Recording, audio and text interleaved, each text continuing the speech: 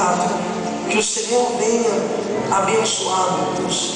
Nós selamos o namoro, o noivado, em nome de Jesus, desses casais.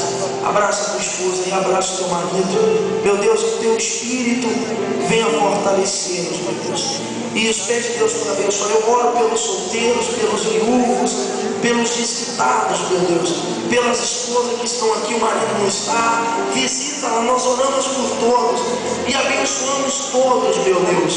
Em nome do Senhor Jesus, meu Pai, nós vamos formar o corredor dos casais lá na porta, na rua.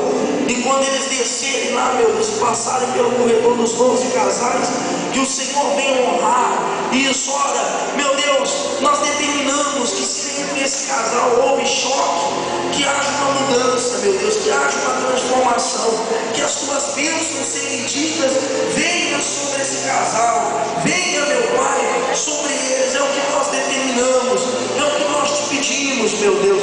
Derrama a tua presença, derrama do teu Espírito, derrama da tua unção, derrama do teu poder, meu Deus. Nós determinamos a vitória e determinamos a bênção sobre todos os casais, ó Espírito Santo, em nome do Senhor Jesus. Nós determinamos a vitória de todos esses casais e abençoamos todos eles e cremos